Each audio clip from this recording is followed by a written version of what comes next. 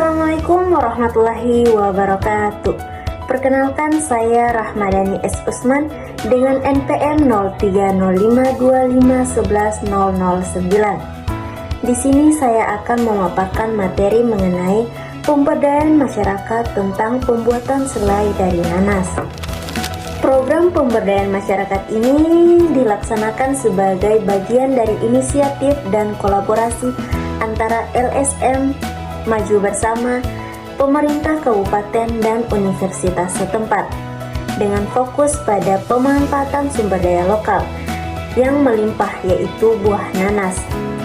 Program ini mencakup aspek pendidikan, produksi, pemasaran, dan evaluasi berkelanjutan. A. Latar belakang.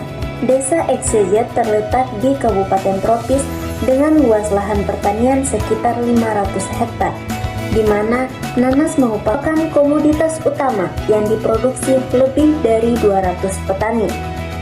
Adapun masalah utama yang dihadapi warga meliputi 1. Kurangnya pengetahuan teknis tentang pengolahan produk olahan. Kedua, keterbatasan akses peralatan dan bahan pendukung seperti gula, pengawet, dan mesin pengemas. Ketiga, rendahnya jaringan pemasaran. 4. Faktor sosial ekonomi seperti tingkat pendidikan rendah dan dominasi peran perempuan dalam rumah tangga. B. Tujuan. Program ini dirancang dengan tujuan spesifik dan terukur. Tujuan utama meliputi 1. Meningkatkan keterampilan teknis warga dalam pembuatan selai dari nanas melalui pelatihan intensif. Kedua, membentuk kelompok usaha kecil yang mandiri. Ketiga, meningkatkan pendapatan rumah tangga peserta sebesar 20-30% dalam 6 bulan pertama. 4. Mendorong keberlanjutan lingkungan dan dengan memanfaatkan nanas lokal. Kelima, memperluas jaringan pemasaran termasuk ke akses pasar online dan ekspor untuk mencapai peningkatan penjualan hingga 50% dalam 1 tahun. C. Strategi pendekatan. Strategi pendekatan program pemberdayaan masyarakat ini mengadopsi model partisipatif dan berbasis komunitas dengan integritas elemen pendidikan, kemitraan, inovasi, dan evaluasi. Berikut adalah detail strategi utama. 1.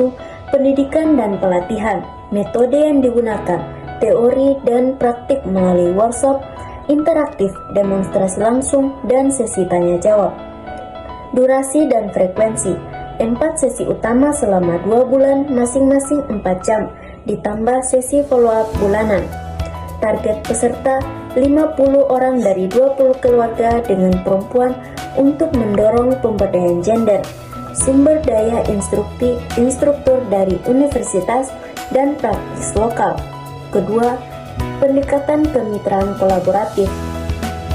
Stakeholder utama, LSM sebagai koordinator, pemerintah daerah untuk dukung regulasi dan dana, universitas untuk penelitian, dan perusahaan swasta untuk akses pasar. Bentuk kemitraan MOU dengan koperasi desa untuk distribusi dan kolaborasi dengan platform e-commerce. Ketiga, pendekatan berbasis komunitas. Pemimpin lokal memilih 5 fasilitator dari warga untuk memimpin kelompok kecil. Program melibatkan diskusi kelompok untuk mengatasi hambatan seperti stigma gender dan kurangnya kepercayaan diri. 4. Pendekatan inovasi teknologi dan berkelanjutan. Penggunaan alat sederhana seperti blender manual dan pengemasan vakum untuk mengurangi biaya produksi. Fokus pada bahan baku lokal untuk mengurangi emisi transportasi dan kampanye edukasi tentang pengolahan limbah nanas. Yang kelima, pendekatan evaluasi berkelanjutan menggunakan mix method termasuk survei pra dan pasca program. Tingkat partisipasi, kualitas produk, peningkatan pendapatan dan dampak sosial. D. Pelaksanaan program. Program dilaksanakan selama 6 bulan dari Januari hingga Juni 2023 dengan anggaran sebesar 50 juta yang sebagian besar berasal dari dana CCF dan sumbangan pemerintah. Hasil dan dampak. Program ini menghasilkan dampak positif yang dapat diukur secara kuantitatif dan kualitatif. Berikut adalah ringkasan hasil berdasarkan data evaluasi terakhir. Partisipasi dari 50 peserta awal, 45 menyelesaikan program. Dengan kehadiran rata-rata 85%, partisipasi perempuan mencapai 65% melebihi target. Produksi total output 1.200 kg selai dalam 6 bulan. Efisiensi meningkat dari 50 kg per hari menjadi 100 kg per hari setelah pelatihan. Pendapatan rata-rata peserta meningkat 250%, dari 2 juta per bulan menjadi 2,5 juta. Dengan total pendapatan kelompok 1,5 juta. Peningkatan kepercayaan diri terlihat dari survei, dengan 70 peserta melanjutkan usaha mandiri. Pengurangan limbah nanas sebesar 30% melalui kompos, mendukung pertanian organik, emisi karbo berkurang karena transportasi. Kesimpulan. Program pemberdayaan masyarakat melalui pembuatan selai nanas telah berhasil mentransformasi potensi lokal menjadi peluang ekonomi berkelanjutan. Dengan program partisipatif, program tidak hanya meningkatkan keterampilan teknis tetapi juga membangun jaringan sosial dan ekonomi yang kuat sejalan dengan prinsip pembangunan berkelanjutan. Rekomendasi. Yang pertama, perluas program ke 5 desa tetangga dengan dukungan pemerintah nasional untuk skala regional.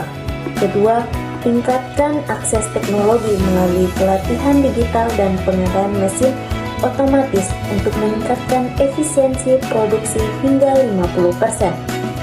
Ketiga, lakukan evaluasi tahunan dengan fokus pada dampak jangka panjang. Keempat, kembangkan produk turunan seperti jus nanas atau kue berbasis selai nanas untuk peningkatan nilai tambah. Yang kelima, kolaborasi dengan lembaga internasional untuk akses pasar ekspor guna mencapai target pendapatan nasional dari produk olahan buah. Demikian materi yang dapat saya sampaikan, semoga bermanfaat untuk kita semua. Jika ada salah kata, mohon maaf. Akhir kata saya ucapkan wabillahi taufiq wal hidayah. Wassalamualaikum warahmatullahi wabarakatuh.